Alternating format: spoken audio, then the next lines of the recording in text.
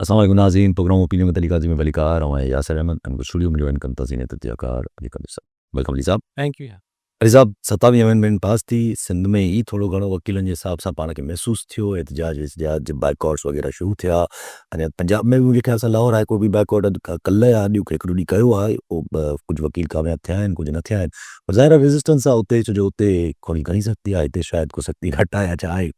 पर हिते जेको आहे उहो खुली आया आहिनि। पर हाणे कन्वेंशन त पहिरियों थियो सखर में, स्टार्ट वरितो वियो, पर उहो स्टार्ट में ई जेको आहे उहो बदबसगी थियण जी कोशिशि थी, जिते नारा बि लॻा, जिते कुझु वकीलनि ते जेको आहे उहो अटैक्स भी थिया हिकिड़े क़िस्म जा। जी, वकीलनि जेको आहे उहो कन्वेंशन कयो सखर में ऐं ज़ाहिर आहे पोइ उनखां पोइ उन्हनि चयो त हिकु हफ़्ते ताईं सिंध में कोर्ट्स जो बाइकॉट, अदालती कार्रवाइयुनि जो बाइकॉट कयो वेंदो, यानी वर्क सस्पेंड कराईंदासीं सॼे कराची या कश्मीर ताईं। ऐं गॾोगॾु सीजे खे मोहलत ॾिनी अथनि त उहे हिकु हफ़्ते जे अंदरि फुल कोर्ट सॾाए ऐं खे हिन मामले खे 27वीं तरमीम ते थिए डिस्कशन हाणे उनखां पोइ हू हिकिड़ो त पाण तफ़सील सां त अचूं था, पर जेको हू इवेंट थियो त कुझु सादा कपिड़ा पातल माण्हू नामालूम अफ़राद जेके घड़ी आया ऐं नारेबाज़ी कई ऐं अटैक करण जी कोशिशि कई वकीलनि ते, वड़ाइच ते बि, शायदि असगर मलाणो खे बि कुझु थियो आहे, बेक़ाइदा बेहोश थियो शायदि। हा। सो सॉरी, ग़लति नालो खणी वियुसि, कुर्बान मलाणो साहिबु, सॉरी, कुर्बान मलाणो साहिब ते बि थियो। त ही त हाणे नामालूम अफ़राद केरु हुआ अञा ताईं केरु बि वज़ाहत न पियो करे। हुननि खे खंभे करे वकीलनि झले करे पुलिस खे ॾिनो, पुलिस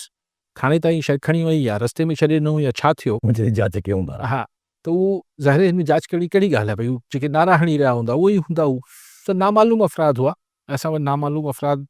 कई कमु करे वेंदा आहिनि, माण्हुनि जे खंभे बि वेंदा आहिनि, सभु कुझु थींदो आहे, हिते बि विया। हुन सां को फ़ाइदो कोन थियो। वेतर हिन कन्वेंशन खे आउं सम्झां थो त अख़लाक़ी तरह अवामी सतह ते हिकिड़ी वधीक फ़ाइदो पहुतो। अहिड़ी हरकतुनि सां को फ़ाइदो न थींदो आहे, नुक़सानु ई थींदो आहे मुख़ालिफ़नि खे। लेकिन बहरहाल हाणे क्वेश्चन इहा आहे त हीअ जेका उमेदु आहे त हज़रत एहतराम अदलिया ॾाहे, लेकिन फुल कोर्ट त हींअर कल्ह बि थियो, टियों ॾींहुं बि थी ही सुप्रीम कोर्ट जी। न थी सघी आहे, इहा शायदि ग़लति ख़बरूं हलियूं आहिनि। कुझु कोर्ट जा सहाफ़ी चवनि था पिया त इहे ख़बरूं ग़लति हलियूं आहिनि। उन में जेको आहे जजिस आया ई न, टोटल कोई 3 या 4 जजिस प्रेज़ेंट थिया, हिन जे करे जस्टिस याहिया आफ़रीदी साहब हुन ते कुझु ॾाढो ॻाल्हायो ई न आहे ऐं ख़तमु करे छॾियो। ओके, बहरहाल छो न थी सघियो, छा थी सघियो, हाणे उहो त हिकिड़ी अलॻि ॻाल्हि आहे। लेकिन जेका ॻाल्हि इहा आहे त हाणे पार्लियामेंट हिकिड़ी शइ मंज़ूर करे छॾी आहे, हू आइनी अदालतनि जे जज साहिबाना के के आगा साहिबु, जस्टिस के आगा साहिबु सिंध मां, ऐं ॿियनि जजनि हलफ़ खणी वरितो आहे, चीफ जस्टिस अमीनुद्दीन साहिबु थी वियो आहे। माण्हू पॉइंट थी आहे। त हाणे ही हिकिड़ी हिन खे उमेदु अगरि केरु करे पियो त ही अदालती दायरे में रहंदे ई मसइलो हल थी वेंदो, ख़ुदा ख़बर। उहो यस, तमामु मुश्किल आहे, पर हाणे ज़ाहिर एॾी कॉम्प्लिकेटेड शइ आहे इहो मूंखे, छाकाणि त इहो किथे बि 27वीं आइनी तरमीम खां पोइ जेको अॼु ग़लति सही, अॼु लॉ ऑफ लैंड आहे, अॼु हिन मुल्क में कानून आहे, उहो 27वीं आइनी तरमीम जी सूरत में आहे। एग्ज़ीक्यूटिव जेको चाहे थो न, बेसिकली फॉलो त उहो ई कंदो, एग्ज़ीक्यूट त उहो ई कंदो। एक्ज़ैक्टली, त आइनी अदालत मौजूदु आहे। ही मामिलो हाणे सुप्रीम कोर्ट अलॻि सां कीअं ॿुधंदी, सो हिकिड़ो मुंझारो आहे। हाणे अगरि ही कुझु थी सघे थो त हू जेको हिन अदालती सिरिश्ते खां ॿाहिरि, यानी पार्लियामेंट ऐं अदालतनि खां ॿाहिरि अगरि को हिननि खे एतिरो प्रेशर विझी छॾे पार्लियामेंट ते या एग्ज़ीक्यूटिव ते या फ़ैसिलो कंदड़ क़ुवतनि ते, यस, पोइ त ॿी ॻाल्हि आहे। बाक़ी मूंखे अहिड़ी का आसिरो कोन्हे त कोई अदालती सिरिश्ते मां ही मामिलो हल थी वेंदो। पर लेकिन इहा ॻाल्हि मुंहिंजो ख़्यालु आहे मूंखां वधीक वकील साहिबान बि सम्झंदा हूंदा, पर हुननि सोचियो हूंदो त छाकाणि त असीं वकील आहियूं त पहिरीं बार जेको आहे बेंच खे मौक़ो ॾे। लेकिन हफ़्ते खां पोइ छा, हा ठीकु आहे, अदालती कार्रवाइयुनि जो बाइकआउट थी वेंदा आहिनि, पर ॿ मेजर सुवाल आहिनि। हिन त हीअ जेका तहरीक वकीलनि शुरू कई आहे, हिन जी कामयाबी नाकामी जा ॿ अहम हिन में फैक्टर्स हूंदा। हिकिड़ो त बाक़ी 3 सूबनि मां हिन खे हिमायत केतिरी थी मिले वकील साहिबान जी, त ही का मुल्कगीर तहरीक ठहे थी या ही सूबाई सतह जी हिकिड़ी तहरीक ठहे थी। मूंखे अंदाज़ो इहो ई आहे त ही ज़ाहिर आहे सखर खां पोइ शायदि हैदराबाद कनि या शायदि डायरेक्ट कराची अचनि, पोइ कराची में थींदो त मुल्क जा ॿिया बार्स जा बि शायदि अॻुवान अचनि, हुन में रिप्रेज़ेंटेशन थिए।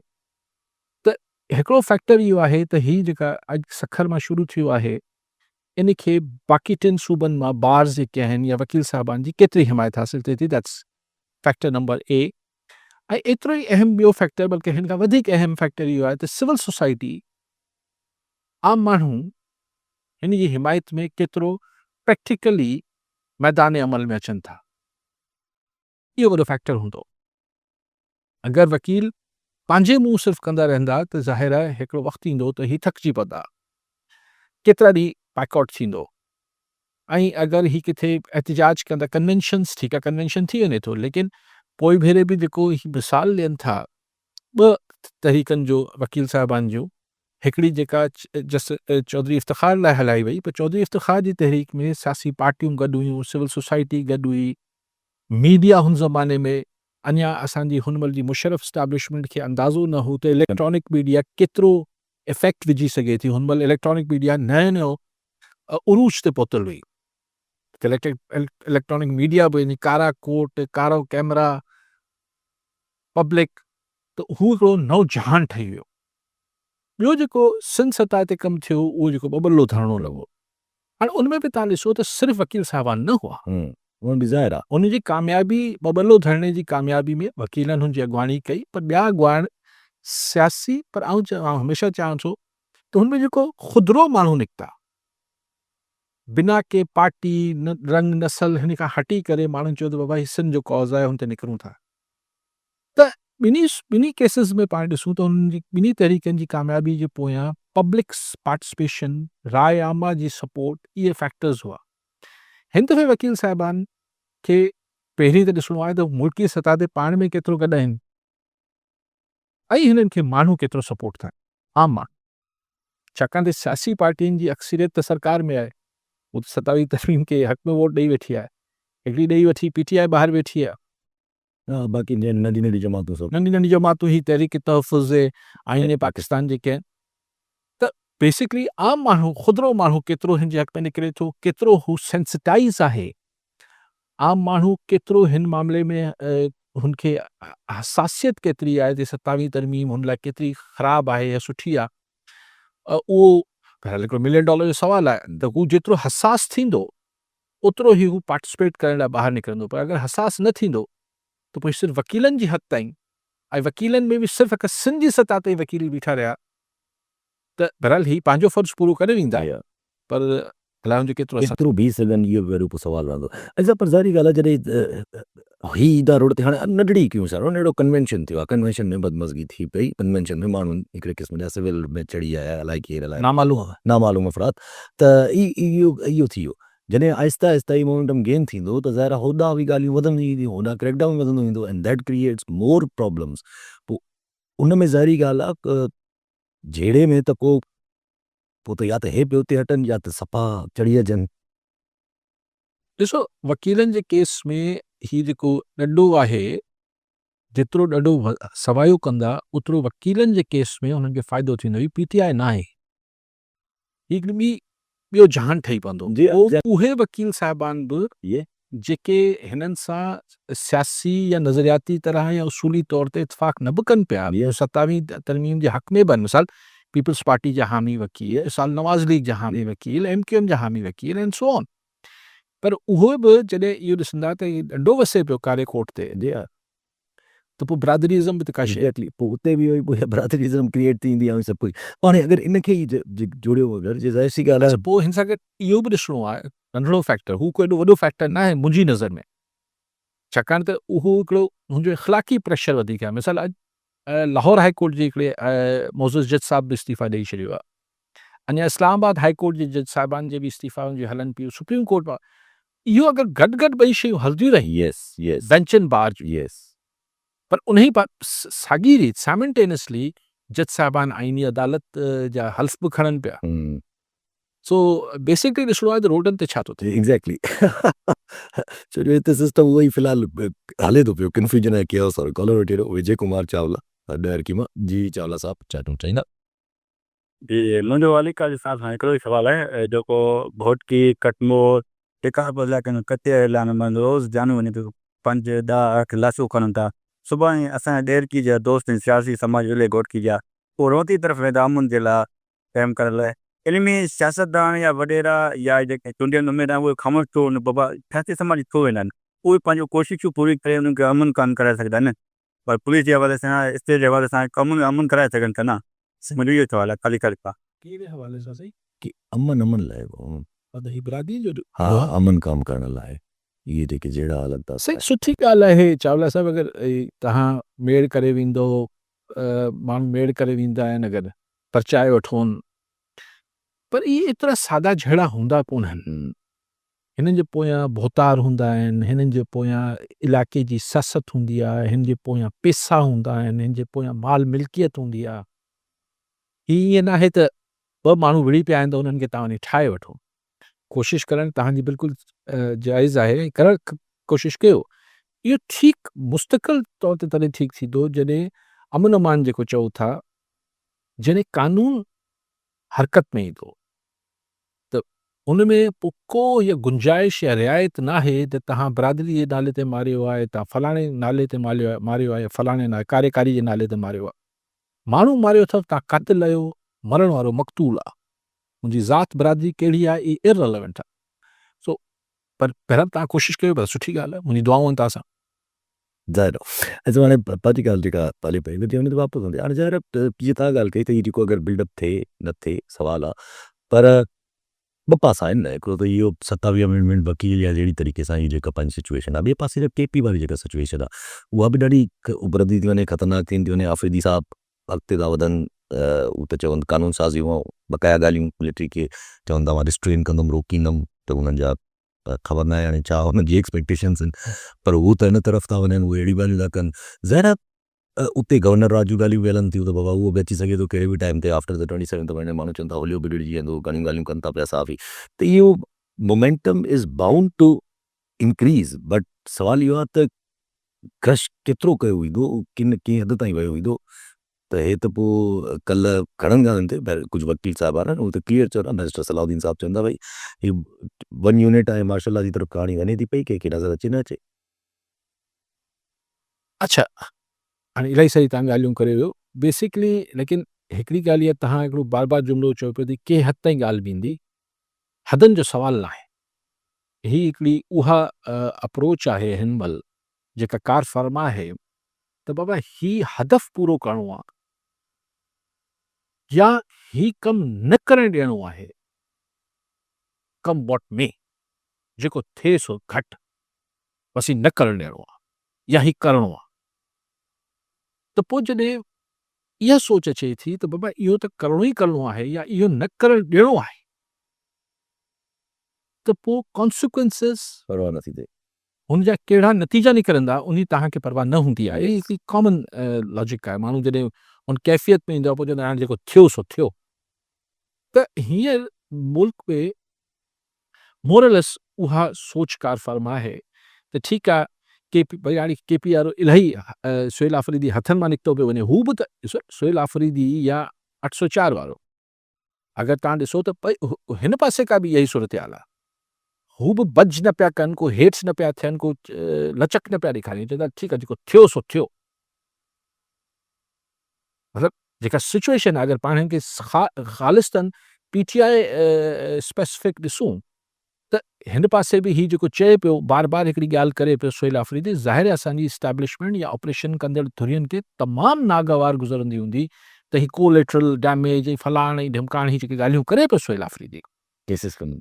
अलाए छा छा ऐं जेका ॿोली ॻाल्हाए पियो जेके किसा बयानु करे पियो हुते जा यस यस पाण त नथा करे सघूं यस सो उहो बि त को हदूं टिप हू बि त उहो चए पियो न जेको करणो करे वठो त हे बि चवंदा ठीकु आहे पोइ कयूं था गवर्नर राज न बर्दाश्त कंदासीं इहे सभु कुझु पोइ जेको थियो सो थियो उन लाइ आइनी अदालत जो बंदोबस्तु बि करे वरितो पोइ थियो सो थियो असां तव्हां जहिड़ा बाबा हुते केपी जा पख्तून सेंटिमेंट फलाण पाण ई चओ पिया त अफ़गानिस्तान जेको आहे उहो पख्तून कार्ड पियो खेॾे सभु कुझु सम्झो पिया उहे इंडिया इन्वॉल्ड आहे ही आहे हू आहे पर जॾहिं ॻाल्हि इहा त हिन पासे खां इहो चयो पियो वञे जेको करणो आहे कर लो तो हुतां बि पोइ आवाज़ ये अचे तो ठीक है फिर करेंगे और जो तुमसे हो सके तुम कर लेना सूरत इतने नहीं बैठी है कॉलन में बस एक्सीडेंट जो वर्ष थे मीर एजाज टालपुर टन मोड में जी टालपुर साहब छाजन चाहिदा ये कैसा भी सलाम ये कैसा था ये तबसरो करो थे वकी तारीख बबुल जो मिसाल पाण ॾेई सघो बबुल से को इशू अहिड़ो जेको बर्निंग इशू हो उन वक़्तु ॾाढी पोख हुई पाणी जी तमामु घणी कमी हुई सिंध में मथां इहो ख़ौफ़ हो त जेको त वाह या कैनाल निकितासीं असीं बंजर थी वेंदासीं आम जेको हारी आम माण्हू आहे उनखे बि इहो ॻाल्हि जेको ख़ौफ़ ऐं डपु सम्झ में आई पिए पर ही तरमीमो आइन में तरमीमो ही जुडिशरी ते ही सिनारियो आम माण्हू जहिड़ा रेड़ी वारो आहे या दुकान वारो उहो इहो कोन थो सम्झे उन सां सुठो इहो आहे वकील जेकॾहिं तहरीक शुरू कनि था इहे असीं ज़रूरु पखंदी हिन में ही दौर आहे ई कोन माण्हू हिननि खां बेज़ार आहिनि माण्हुनि में उहो ख़ौफ़ आहे त हू ज़ाहिर आहे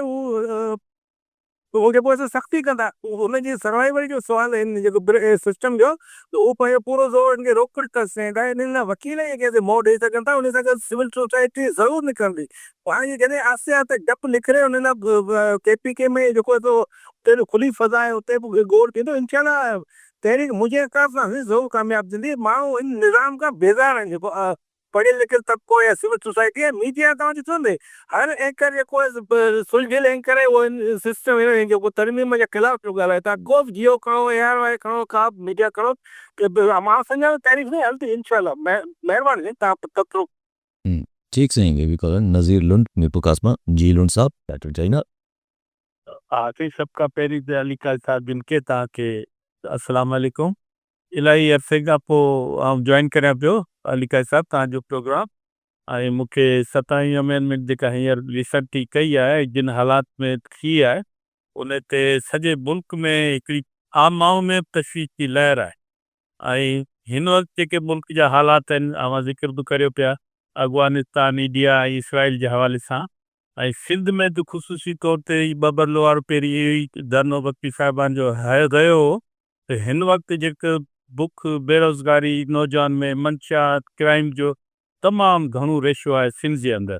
तव्हां कीअं था ॾिसो त आया ई वकीलनि सां आम माण्हू बि गॾिबो चाहे त उन टाइम में चौधरी सुगा जे सिर्फ़ जो उहे हुआ पंहिंजो इलेक्ट्रॉनिक मीडिया ऐं हींअर सोशल मीडिया ते तव्हां ॾिसो अॼु जेको सखर में हिननि गड़बड़ कई आहे इहो कीअं था ॾिसो इन सिनेरियो में इहे हालात ठीक saying मीर साहब तव्हां ॿ टे दफ़ा चयो त इनशाला ई कामयाबु थींदा दुआनि ते त बिल्कुलु हाणे कुझु चई नथा सघूं अलाह जी ज़ात त कुदरत करण त ईंदी त कुझु बि थी सघे थो मन बेज़ार आम माण्हू तव्हां सही चयो मीर साहब बि चयो त भई हू पाणी जो मामिलो हिकिड़ो आम माण्हू सां जुड़ियल हो हिते पर मीर साहब हिन में जेको पोइ नज़ीर लुंड साहब जी ॻाल्हि खे बि हिन में जोड़े था वठूं जेको मीर साहब ॻाल्हि कई मीरपुर ख़ासि हेठि जानवर कई आहिनि बि वेझा जोड़े था छॾी बिल्कुलु सही चयो लुंड साहब त हुन महिल कारो कैमरा हो यानी TV इलेक्ट्रॉनिक मीडिया हो चौधरी निसार जे टाइम ते हींअर हीअ जेको सोशल मीडिया आहे इहो हिकिड़ो हुन खां वधीक इफेक्टिव थिए पई साबित थिए पई या ओतिरो इफेक्टिव साबित थिए पई हाणे हिन में आम थी सघे थो रेड़ी हलाइण वारो रक्शो हलाइण वारो उहो मुंहिंजे ख़्याल आहे बबरलो में बि कोन शामिलु थियो हूंदो लेकिन हिन में जेको हिकिड़ी कॉन्शियस क्लास आहे उहो अगरि शामिलु थी वञे थी त उहा बि कच्छ हूंदी आहे कंहिं बि तहरीक खे कामयाबु करण लाइ जेका हिकिड़ी आउं के ज़माने में इनखे वोकल क्लास जो नालो ॾींदो हुउसि त इहे जेको लोअर थोरो मतिलबु माशी तरह थोरो दाल रोटी वारा ऐं थोरो कॉन्शियस माण्हू थोरो जेके सुजाॻ हुजनि था जेके मामलनि जे बारे में फ़हम थोरो घणो सवायो रखनि था सफ़ा मुंझड़ा न बि हुजनि था थोरो बहितर हुजनि था त उहो बि हिकिड़ी कच्छ आबादी हूंदी आहे मुल्क की सतह ते अगरि असां वटि 26-27 करोड़ आबादी आहे त उहो बि करोड़नि में माण्हू हुजनि था त अगरि उहे हिन खे पार्टिसिपेट कंदा त यस हिन में हिकिड़ो वॾो जहान पैदा थी सघे थो उहो कंदा न कंदा इन ते आउं पेर ॿधी अगति लुंड साहब नथो करे सघां कॉलर सागर जफर नकवी हैदराबाद में जी नकवी साहब क्या कहना चाहेंगे अस्सलाम वालेकुम बेटे यासिर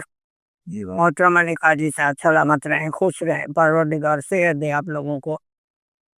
काजी साहब जैसा कि कॉलर्स का एक ही सब्जेक्ट चल रहा है ये जो कॉन्स्टिट्यूशन को हमारे बंद किया है ब्लॉक किया है सब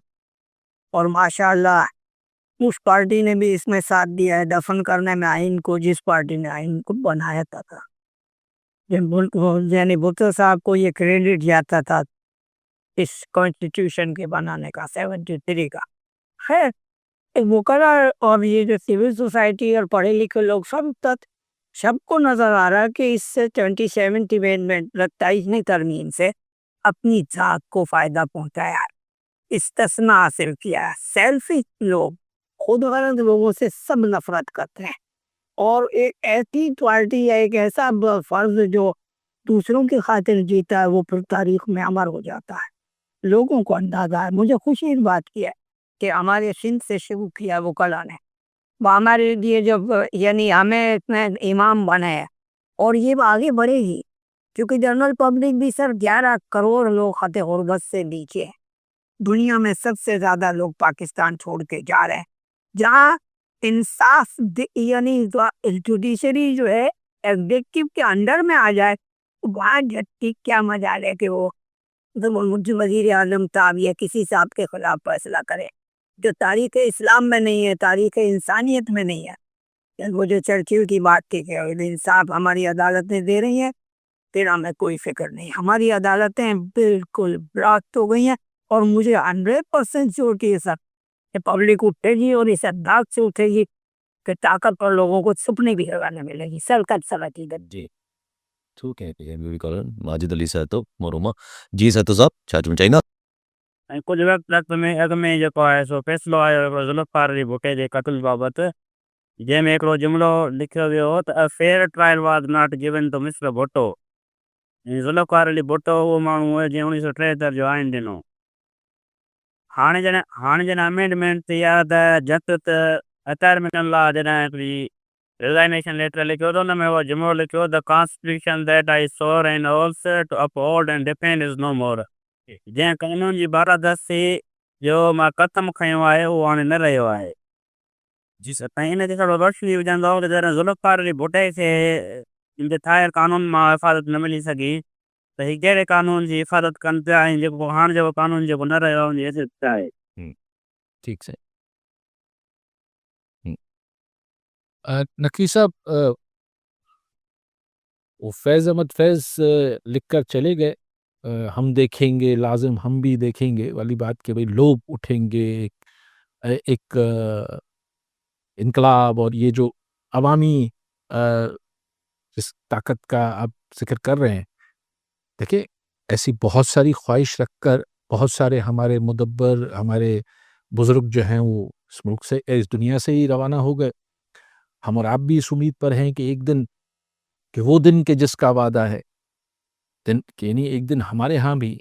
कुछ हम भी देखेंगे। लेकिन बहरहाल ये ख्वाहिश है, आप इसके लिए दुआएं कर सकते हैं। लेकिन देखना ये है कि लोग अमली तौर पर वो जो गुर्बत के नीचे रह रहे हैं उनसे ये दुनिया में जो गुर्बत के नीचे लोग रह रहे होते हैं उनसे किसी इनकलाब की तवक्का भी नहीं की जाती वो इनकलाब नहीं लाते और वो दुनिया तो में वो कभी भी इनकलाब नहीं लाते हैं। वो तो कुछ और ही लाते हैं। वो पेजेंट्स का जो रेवोल्यूशंस नहीं वो रेवोल्यूशन नहीं होगा, वो अनार्की होगी। यस यस ये जो एक कॉन्सेप्ट के तहत लोग उठते हैं वो lower middle class upper middle class ये लोग उठते हैं। ये जो बिल्कुल लोअर से नीचे हैं ये तो दुनिया में नहीं। ये चाहे आप अभी रिसेंटली अरब स्प्रिंग देख लें, दूसरे देख लें, फिर वो कामयाब होते ही नहीं होते, वो एक अलग बहस है। सो बाकी साईं जेका ॻाल्हि कई सैतो साहब त बहरहाल इहो हिकिड़ो अजीब सैतो साहब वाकई में हिकिड़ो अलमियो आहे हिन मुल्क जो त जंहिं हिन मुल्क में आइन ॾिनो ऐं जंहिंजे तहत अदलिया आज़ाद थी। हाणे केतिरी आज़ाद हुई भुट्टो साहब जे ज़माने में हिकिड़ी धार बहस आहे। आइन त मुतल थी वियो न न पर उहो अदालत या आइन हुनखे बचाए त न सघियो। ठीकु आहे। सो ऐं ज़ियाउलक पोइ हुनखे अची चवंदो छा आहे आइन, कागज़ जा टुकड़ा जेॾी महिल वणे फाड़े उछलाए छॾिया। हाँ हाँ सो लेकिन बहरहाल इहो कॾहिं बि आऊं नथो सोचां सैतो साहब त ही शइ अॼु कारगर न आहे त हिन ते कहिड़ो मथो हणो। बनीनो इंसान हिकिड़े पूरे एवोल्यूशन में हिकिड़ी पूरी इर्तिकाई हिसाब सां सम्झो आहे त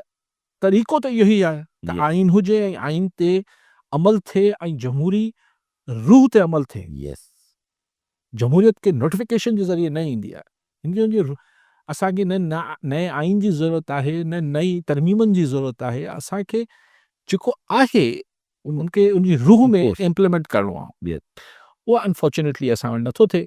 बाक़ी ई जुमिला त सही आहिनि अदर मिनल्ला साहब हू अहमद फराज़ खे कोट करे हलिया विया आहिनि justice Mansoor Yes, yes. Colony Aslam Bhatti Karachi मां जी भट्टी साहब छा चवणु चाहींदा जी मूंखे अली साहब जो ओपिनियन वठिणो हो त अॼु हिकिड़ो ख़बरूं हलनि पियूं मज़बून शायदि चयो आहे तस्कीन बुशरा तस्कीन जो कोऑर्डिनेशन में कंहिं अंग्रेज़ सां इकोनॉमिक्स अख़बार ॾे पर मूंखे इलाही ताजुब थो थिए त तव्हां सॼो तूफ़ान अची वियो आहे हिन में सॼे चैनल ते हर चैनल ते पहिरीं ख़बर इहा ई आहे भई तमामु तफ़सील सां आहे बुशरा बीबी जे बारे में त छा इहो एतिरो इम्पोर्टेंट आहे छा एतिरो वज़न आहे उन बुशरा तस्कीन खे राइटर खे कि इहे सॼो इन प्रोग्राम जो आहे न उनजे बारे में ई थींदो रहे त असीं किथे पिया वञूं पंहिंजो अली साहब ख़ुदा जो काई साहब पंहिंजो इहो हालत इलाही अजीब पई लॻे मूंखे तव्हां पंहिंजो ओपिनियन ॾिजो ठीकु आहे साईं भट्टी साहब इकनॉमिस्ट इहो मज़मून छपियो उन इकनॉमिस्ट खे कहिड़ी ज़रूरत हुई बहरहाल हुनखे मवादु खपे हुन छपियो उहो ख़बर न आहे हुनजी एडिटोरियल पॉलिसी में ये किथां फिट अचे थो लेकिन हिकु इंट्रस्टिंग पीस हुन लिखी मोकिलियो हू चवनि था असां वटि साबितियूं आहिनि हूंदियूं न हूंदियूं उहे बहस जुदा आहिनि ऐं तव्हांखे तकड़ में पहिरीं त इन ते तव्हां ओपिनियन ॾिया पंहिंजो जेको तव्हां मूंखां सवाल कयो त हिते मीडिया खे कहिड़ी ज़रूरत आहे सही मीडिया खे ज़रूरत न हूंदी आहे कॾहिं कॾहिं मीडिया खे हा ज़रूरतनि करिणो पवंदो आहे हा अची वेंदो आहे ॿुधायो वेंदो आहे त बाबा हीअ तमामु अहम ॻाल्हि आ रहियो छा पोइ असीं साफ़ी जेके अची ॾाढी कोई वेठा हुआसीं त अच्छा ॿ टे कलाक में डिस्कस कयो न अथई सो उहा ॻाल्हि त एतिरी आहे उनमें को अरे ही को मीडिया जी पंहिंजी लेकिन ॾिसी पॉइंट इज़ त जेसि ताईं 804 अहम आहे हिन मुल्क में यस इहो बि अगरि आउं थोरो हिन खे ॿिए तरफ़ सां बि ॾिसां त मीडिया छो हिन खे अहमियत ॾिए पियो जेसि ताईं मुल्क में 804 कैदी ख़ान अहम आहे तेसि ताईं हुनजी घरवारी बुशरा बीबी अहम आहे यस ऐं हिननि सां जुड़ियल हर ॻाल्हि अहम आहे त मीडिया पब्लिक पर्सनालिटी खे जे हवाले सां का बि शइ अचे थी ज़ाहिर आहे हुनखे हू हाईलाइट करे थी अगरि आउं डबल्स एडवोकेसी कयां अगरि आउं मीडिया जी तरफ़ां इहे कयां त का बि शइ जेका पब्लिक से मिसाल हज़ारे शादियूं रोज़ थियनि थियूं पर तव्हांजो को स्टार क्रिकेटर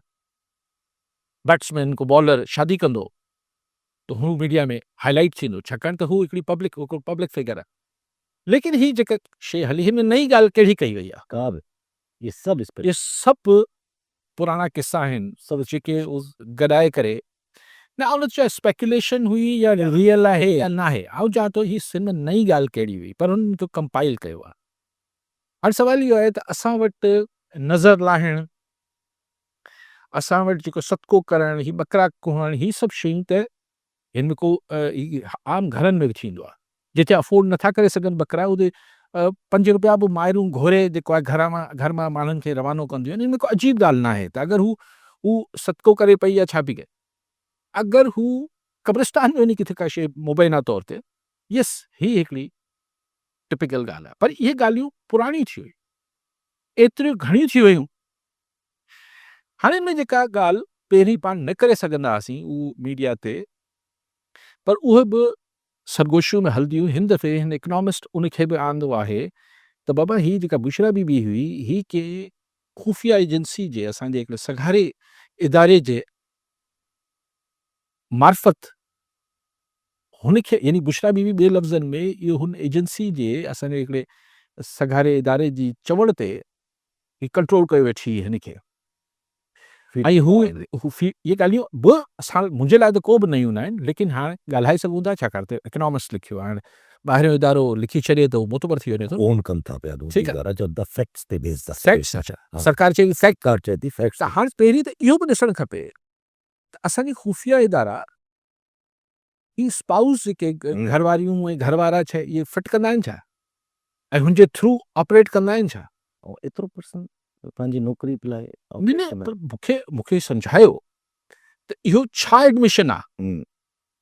बुशरा बीबी जादू कंदी आहे ख़ान ते कंट्रोल कंदी आहे न कंदी आहे हू त हिकिड़ी अलॻि बहस थी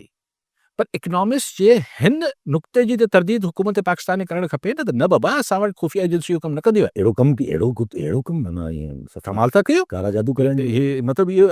असांजा इदारा इहो कमु थोरी कंदा आहिनि त हिकिड़ी घरवारी खे जेको आहे मैन्युपुलेट करे ऐं पोइ हुनखे इहो त असांखे हुकूमत पाकिस्तान खे तरदीद न करणु खपे ॻाल्हि जे हज़ार मुंहिंजो ख़्यालु करणु खपे त न बाबा इहे बाक़ी ॻाल्हियूं तूं भले चओ त हू कुझु ऐं हुकूमत पाकिस्तान ही जेके वज़ीर हिन इकनॉमिस्ट खे खणी धुम लाए वेठा आहिनि त ॾिसो बाबा हीअं आहे हीअं सिर्फ़ु तमी जो टाइम हुन वक़्तु इन करे बाबा फैज़ हमीद बि त केरु हो जनरल फैज़ हमीद बि त के इदारे जो सरबराह हो न सवाल को फैज़ हमीद जी ज़ात सां त जुड़ियल नथो हुजे जी जी त मतिलबु इहा टेंडेंसी मौजूद हुई छा बाक़ी ख़्यालु करे वठो अच्छा हाँ जेसि ताईं इलाही दिलचस्प जा पहलू आहे हिकिड़ो पहलू त मूंखे इहो सम्झ न आयो त हिनजी तरदीद हिन नुक़्ते जी छो नथा कनि त भई घरवारियूं बि मैनेज थींदियूं आहिनि छा या घरवारा ॿी ॻाल्हि जेसि ताईं सुपरस्टिशियस थियण जो तालुक आहे यस कहिड़ो असां वटि सियासतदान या इवन एकड़ वेकड़ छॾियो इदारा ब्यूरोक्रेट्स ॿियनि इदारनि में चङा मुड़ुस इहो न कंदा आहिनि पहिरीं बाबा पुछी अचो इल्म नजूम इल्म फल्कियात ऐं ही सभु शयूं तावीज़ गंडा इहे न थींदा आहिनि इहे रुगो ख़ान या ख़ान जी घरवारी करे रही अगरि मुबैना तौर ते करे रहिया इहे असां कोन ॾिठा त कंहिं वञी नंढा खाधा ऐं कंहिं न खाधा सभु पीरनि खां फ़क़ीरनि खां आऊं कंहिंजे हुन ते मज़ाक नथो उॾायां हर कंहिंजो पर एतिक़ाद आहे बिलीव एतिक़ाद आहे see I may agree or I may not agree that's not a point but इहो सिर्फ़ु हिकिड़े हिन पेर न कयो आहे अच्छा स्पाउज़स यानी फर्स्ट लेडी या मिसाल मोहतरमा शहीद प्राइम मिनिस्टर हुई त आसिफ़ ज़रदारी साहब जी इनिशियल 88 जी गवर्नमेंट में त हू MNA में कोन हुआ यस त इहे इल्ज़ाम त आसिफ़ ज़रदारी साहब ते बि लॻंदा हुआ त हू प्राइम मिनिस्टर हाउस खे कंट्रोल था कनि यस त आऊं सभु चवणु हाणे त ख़ैर पोइ तूं ज़रदारी साहब पाण क्वालिफाई कयो एज़ पॉलिटिशियन ऐं पोइ MNA थिया ऐं पोइ rest is history but question is कि हिन में नई ॻाल्हि कहिड़ी हुई ऐं मुनफ़रद ॻाल्हि कहिड़ी हुई अगरि बुशरा बीबी गोश्त घुराए उनखे घुरे पई ऐं हू प्राइम मिनिस्टर हाउस खे कंट्रोल पई करे त छा कंट्रोल पई करे फॉरेन पॉलिसी कंट्रोल पई करे छा सवाल पिया ऐं अगरि फॉरेन पॉलिसी या इंटरनल पॉलिसी ख़ान जे थ्रू बुशरा बीबी कंट्रोल पई करे ऐं बुशरा बीबी खे कोई इदारो कंट्रोल पियो करे तव्हां ई कंट्रोल पिया कयो बेसिकली त पुछा कहिड़ी वॾी ॻाल्हि थी मोहम्मद हसन मरी हैदराबाद में जी मरी साहब चाचू चाहिए अस्सलाम वालेकुम वालेकुम पर अॼु आउं हिकिड़ो असांजो सिंध जे पाकिस्तान जे आबादकारनि तां हिकु नओं वेदन थिए थो पोइ साल कमंद जो रेट 300 350 खां पौणा 400 रुपया मण चुगर माशिया उहो खमंद ख़रीद करे उहा खंड जेका आहे सो 200 खां 200 पास आवाम खे ख़रीद करणी पई ऐं हींअर वरी UAE खां 2 जहाज़ पोइ तव्हां खंड जा जेके कराची पोर्ट ते बीठा आहिनि हाणे हींअर कमंद लहण वारो आहे सां माना अॼु या सुभाणे शुगर मिलूं चालू थियण वारियूं आहिनि मथां खां 2 जहाज़ खंड जा आया आहिनि हाणे मूंखे ॿुधायो खंड आई आहे त ज़ाहिर कमंद शुगर मिलो आहे इहो ई जवाबु ॼाणाईंदा त भई खंड असांजी विका में कोन थी ऐं जेको आहे सो असां कमंद पंहिंजे बुगड़नि जी मुठ ते वठंदासीं हाणे आबादगार वीचारो वञे किथां कणिक सां बि पोइ साल ईअं ई कयूं कणिक ॿाहिरां घुराए करणु हथो 2000 अॼु पाकिस्तान जो आवाम जेको आहे 150 रुपया ऐं 130 रुपया अटो थो ख़रीद करे हिकिड़ी ॻाल्हि इहा ॿी ॻाल्हि त साईं टेक्सटाइल शोबो जेको आहे सो तमामु घणियूं टेक्सटाइल मिलूं बंदि बि थियनि जी तक़रीबन गुल अहमद जेको आहे हिकिड़ी नाले वारी फैक्ट्री हुन जेको आहे गारमेंट्स पंहिंजी जेका बंदि करे हीअ कपिड़ो जी जेका ठीक साईं असीं गुल अहमद पंहिंजो एक्सपोर्ट बंदि कयो आहे और फैक्ट्री बंदि कोन कई आहे बाक़ी शुगर मिल्स जो जेसि ताईं ॻाल्हि आहे त इहो ई त आहे न सही असां आबादगार खे फ़ाइदो न ॾींदासीं असीं आम जेको इस्तेमालु कंदड़ वापेदार आहे उनखे फ़ाइदो न ॾींदासीं हाणे अॼु डेडलाइन थी मूं इहे त ख़बर बि थी पई रुगो 5 शुगर मिलुनि चिमनी ॿारी आहे जी हा बाक़ी 6 शुगर मिलनि जेका आहे जेके आहिनि उन पंहिंजी चिमनी बि कोन ॿारी आहे हाणे आउं त आबादगार न आहियां लेकिन चिमनी ॿरंदी त मुंहिंजे ख़्याल 15 ॾींहं या 20 ॾींहं जो हिकिड़ो टाइम हूंदो आहे यस हाणे 15 नवंबर ते तव्हां वेठा आहियो हाणे माना कमंद पंहिंजो वेट विञाए वेंदो वज़न विञाए वेंदो यस शुक्र जन हुन में हुनखे फ़ाइदो थींदो शुगर मिल खे छाकाणि त हुनखे घटि रेट ते वधीक खंड मिलंदी एक्सट्रैक्ट वधीक थींदी आहे शायदि शुगर मूंखे जेको के ॿुधायो त आउं सोचां पियो त इहो छो थिए थो त मतलब केन कमिश्नर जी ऑर्डर खे यानी रेगुलेटरी अथॉरिटी के अगरि हिकिड़े प्राइवेट सेक्टर या को ॿियो सेक्टर अगरि इग्नोर करे थो त आख़िर पोइ मार्केट रेगुलेट थींदी कीअं सर पोइ ईअं ई आबाददार रड़ियूं कंदा रहंदा सारियुनि वारा अञा ताईं रड़ियूं कनि पिया हीअ कमंद वारा शुरू थींदा कणिक वारा शुरू थींदा it's a never ending thing ऐं रेगुलेट न कंदासीं त छॾे ॾींदासीं शुगर मिलनि वारा से केरु ॻाल्हाए बाबा मथां फ़ोन अची वेंदो केन कमिश्नर हलियो वेंदो त पैसल्ड पर सभु ईअं त तक़रीबन असां वटि पाण वटि हर इंडस्ट्री में ई हाणे ईअं पइजी वियो आहे सवाइ वीचारा टेक्सटाइल वारा जीअं असांजी ॻाल्हि कई उहे थोरा पोइते पयल आहिनि बाक़ी त सभु वॾा स्ट्रॉन्ग वॾी लॉबीज़ टेक्सटाइल वारा बि हाणे ज़ाहिर ॿाहिरां हिते कॉस्ट ऑफ प्रोडक्शन वधे पई कॉटन जी क्वालिटी आहे इलाही फैक्टर्स आहे बिज़नेस जी हालत ॾाढी ख़राबु आहे कीअं डिघी बहस थी वेंदी अच्छा पर नंढी ॻाल्हि रखी वेठो अंज़ार छा चइजे त पीपल्स पार्टी जो आज़ाद जम्मू कश्मीर जो ख़्वाबु पूरो थींदो अॼु vote of no conference present थियो पर हू चवे थो मां विढ़ंदुमि न विढ़ंदो त भले विढ़ंदो रहे अगरि इशारो सिग्नल्स क्लियर आहिनि त बसि पोइ MNAs कोन ॾींदा वोट हटी वेंदो वो 6 महीननि खां पोइ गवर्नमेंट इलेक्शन कराईंदा हा इलेक्शन कराईंदा इलेक्शन त हाणे पर हिन थोरो तकड़ि में टाइम न आहे इंडिया में जेको बिहार में रिज़ल्ट आयो आहे यस यस अनएक्सपेक्टेड हाणे जा ॿ ई रीज़न थी सघनि था त एतिरी भारी एक्सेल सां मोदी इतिहाद खटे वियो आहे हिकु ॿ सबब थी सघनि था वन कि हिंदुअता हाणे एतिरी पेनिट्रेट करे वई आहे इंडिया में जो ही पोइ हिते नथी अटे वेरी वेरी डिफिकल्ट त मतिलबु इहो ई हिकिड़ो शिदत पसंद एक्सट्रीमिस्ट इंडिया हाणे डिघे ॾहाकनि ताईं रहंदो या पोइ अगरि इहो न आहे त इलेक्शन जेको हुन राहुल गांधी शक ॾेखारियो आहे त इलेक्शन छा फेयर थी आहे त छा हिकिड़ी organised rigging manipulation of vote जेको आहे उहो इंडिया में शुरू थी वई आहे हिते कांग्रेस वारा त रड़ियूं कंदा रहंदा आहिनि पर अञा ताईं को अगरि बैलेट मैनिपुलेट थिए पियो त पोइ बि इंडिया जो मुस्तक़बिल जेको आहे ॾाढो बुछड़ो आहे थींदो हिन हवाले सां अगरि डेमोक्रेसी थिए त अगरि मैनिपुलेट थिए त अवाम मोबिलाइज़ थींदी नज़र अचे न अवाम निकिरंदे नज़र अचे न फ़िलहाल अवाम किथे निकिरंदो आहे असां वटि ज़ाहिर ज़हूर थींदो आहे मैनिपुलेट पोइ अवाम निकिरी ईंदो आहे छा अवाम कोन निकिरंदो आहे न न मतिलबु मूं चयो न मूंखे ख़बर न आहे थी सघे थो त फेयर इलेक्शन थी हुजे त पोइ माना हिंदुअत आहे यानी ॿिन्ही सूरतनि में इंडिया जी डेमोक्रेसी जेका आहे नुक़सानु उहो शदीद नुक़सानु थियो आहे जी हा हुनखे त लॉन्ग टर्म नुक़सानु आहे अगरि हिंदुत्व जे चकर में ऐं इहो सभु कुझु थिए थो ठीकु आहे महिरबानी साहब नाज़रीन अॼु प्रोग्राम जो पूरो थियो वरी मिलंदा ईंदड़ प्रोग्राम में लौट पिया